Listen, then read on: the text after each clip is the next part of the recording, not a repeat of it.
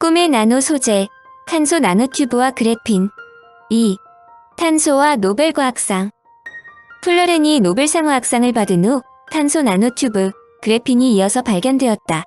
그래핀과 탄소 나노튜브가 워낙 많은 장점을 갖고 있으므로 이 두 분야에서 연구한 과학자가 노벨상을 수상할 것이라는 것은 상식이나 마찬가지로 알려졌다. 이런 예상은 틀리지 않아 2010년도 노벨 물리학상은 흑연으로부터 그래핀을 분리해내는 데에 성공한 러시아 출신의 물리학자 안드레 가임과 콘스탄틴 노보셀로프에게 돌아갔다. 이들이 그래핀으로 노벨상을 수상한 것은 세상에서 가장 얇은 물질을 발견했기 때문이다. 그래핀의 두께는 0.35나노미터로 고작 원자 한 층밖에 안 되는 두께다. 10억 분의 1미터 두께인 1나노미터의 그래핀을 3장 정도나 쌓을 수 있다. 그래핀은 플러렌과 탄소 나노튜브와 형제나 마찬가지다. 이들 서열은 엄연한데 이는 플러렌이 1985년, 탄소 나노튜브가 1991년, 그리고 그래핀이 10살도 넘는 터울을 쥐고 2004년에 태어났기 때문이다. 더욱 학자들이 놀라는 것은 그래핀이 플라스틱과 만나면 플라스틱의 새로운 장이 열릴 수 있기 때문이다. 전기가 통하지 않는 플라스틱의 1%에 그래핀만 섞어도 전기가 잘 통하게 된다. 또한 플라스틱의 고작 0.1%에 그래핀을 집어넣으면 열에 대한 저항이 30%나 늘어난다. 한마디로 얇으면서도 잘 휘어지고 가볍기까지 한 새로운 초강력 물질이 탄생하는 것이다. 이들이 처음으로 얻은 그래핀은 고작 마이크로미터 크기에 불과했다. 이 작은 그래핀으로 이번 노벨 물리학상 수상자를 비롯해 여러 과학자들이 그래핀의 우수한 특성들을 조금씩 밝혀내기 시작했다.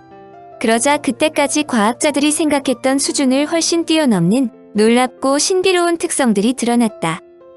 예를 들어 그래핀에서 전자는 빛처럼 행세한다. 빛이 진공에서 초당 30만 킬로미터라는 일정한 속도로 이동하듯 전자는 그래핀에서 초당 1000km로 일정한 속도로 움직인다. 뿐만 아니라 전자는 그래핀에서 특이한 터널링 현상을 보인다. 터널링 현상은 입자가 벽을 뚫고 지나가는 것으로 양자 세계에서만 나타난다. 터널링 현상은 벽의 높이가 높을수록 적게 나타나는데 그래핀에서의 전자는 이런 벽도 허물어버린다. 마치 벽이 가로막고 있지 않은 것처럼 움직이는 것이다.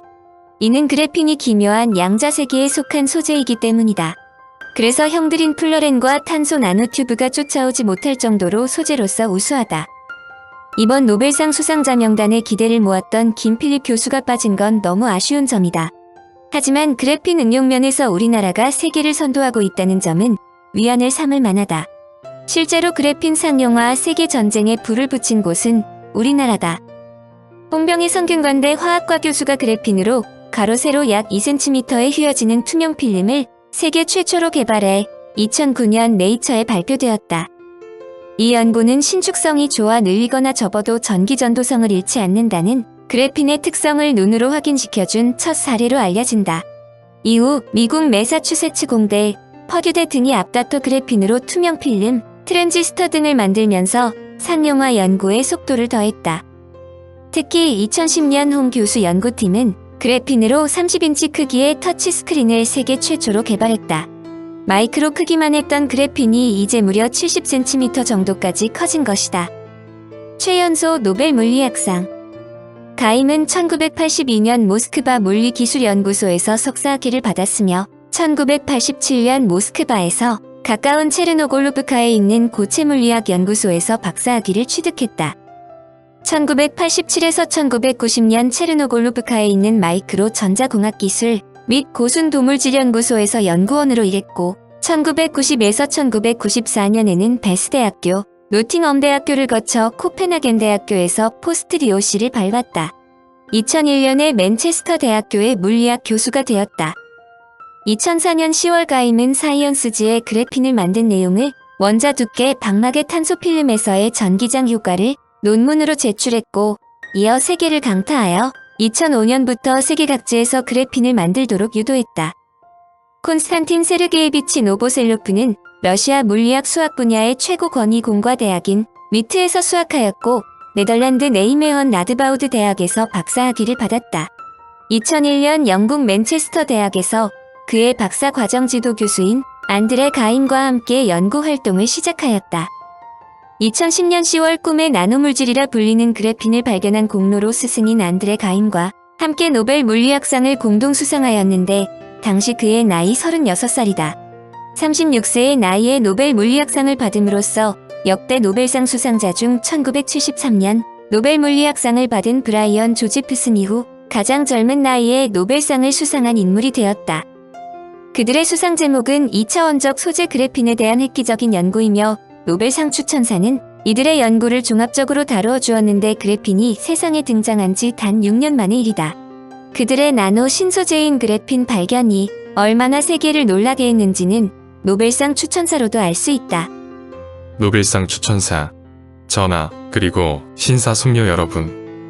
2010년 노벨 물리학상은 획기적인 차세대 나노 신소재를 개발한 공로에 대해 수여하고자 합니다. 새로운 수준의 소재를 대표하는 이 그래핀이라 불리는 소재는 놀랍게도 연필이나 접착제 같은 평범한 사무용품을 활용해 극히 소량으로 생산이 가능합니다. 탄소는 아마도 자연적으로 존재하는 가장 중요한 요소일 것이며 우리가 아는 모든 생명체의 근간이라 할 수 있습니다.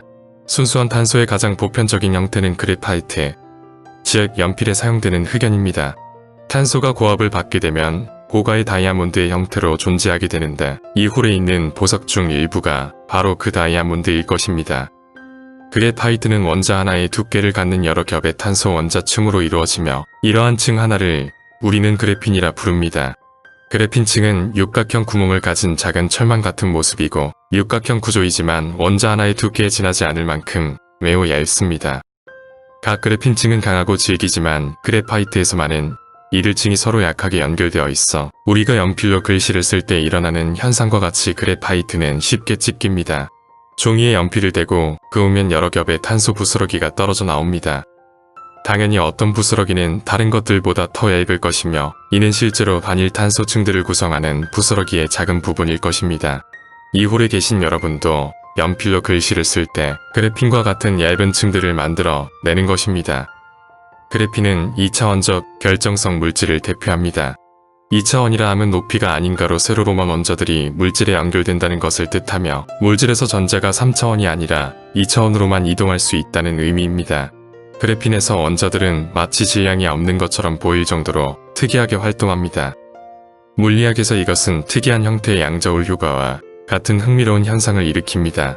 이것의 또 다른 예로서 클라인 터널링이 있는데 이 효과는 1929년 스웨덴 물리학자 오크사 클라인에 의해 예견됐던 것입니다. 다른 계통에서는 일찍이 관찰된 적이 없고 그래핀에서만 지난해 관찰된 바 있습니다. 그래핀은 또 다른 예외적인 특성을 가지고 있는데 강철보다 100배는 더 강하다는 것입니다. 1평방미터의 그래핀으로 해먹을 만든다고 가정할 때 이것은 비록 단 하나의 원자 두께에 해당하는 것이지만 갓 태어난 아기나 고양이를 거뜬히 들 수 있을 만큼 질긴 것이 특징입니다. 이 해먹은 약 1mg, 즉 고양이 수염 하나의 무게에 지나지 않습니다. 또한 그래핀은 훌륭한 전도체의 역할을 하는데 그 전도성은 은의 10배에 달하며 투명하고 유연할 뿐 아니라 신축성도 매우 뛰어납니다. 오래전부터 그래파이트는 육각형의 탄소층으로 이루어져 있다고 알려져 있으며 그래핀에서 전자의 활동은 일찍이 1947년 필립 월레스에 의해 계산된 적이 있지만 그 누구도 단일 레이어의 전기 계측이 가능하도록 그래핀을 분리할 수 있으리라 생각지 못했습니다. 그런 이유로 올해 수상자인 안드레 가임과 콘스탄틴 노보셀로프가 동료들과 함께 2004년 그래핀에 대한 첫 번째 논문을 발표했을 때 세상 사람들은 놀라움을 금치 못했습니다. 평범한 접착 테이프를 사용한다는 실로 기발한 방법으로 얇은 탄소 레이어를 분리해 적합한 표면으로 이동시키는 데 성공했습니다. 또한 이종 현미경을 사용하여 레이어 중 일부가 단 하나의 원자 두께만큼 얇다는 것을 보여줄 수 있었습니다. 그들은 적절한 형태로 샘플을 새겨넣고 전극을 연결했으며 전기 계측을 수행하여 실제로 이 소재가 예상된 특성을 지니고 있음을 증명해냈습니다. 이후 여러 팀들, 특히 이 두 교수의 팀이 새로운 실험을 수행했고 이 새로운 탄소 소재의 수많은 흥미로운 특성들을 연구했습니다. 그래핀 연구 분야는 여전히 초기 단계에 머물러 있으며 어떤 응용이나 적용이 가장 중요하다고 결정하기에는 아직 이르지만 그래핀의 독특한 특성들이 다양한 분야에서 활용될 수 있다는 희망을 열어주었습니다. 가능한 응용 분야로서는 터치스크린, 태양광 전지, 고속 트랜지스터, 가스 탐지기 및 초강력 경량 물질 등이 있습니다. 가임 교수님, 보노셀로프 교수님, 스웨덴 왕립과학원은 2차원적 물질 그래핀에 관한 획기적인 연구 공로를 인정하여 두 분 교수님께 2010년 노벨 물리학상을 수상하기로 결정하였습니다. 스웨덴 왕립과학원을 대표하여 두 교수님의 역작에 깊은 존경과 찬사를 보냅니다. 이제 전하께 나아가 노벨상을 수상하시겠습니다.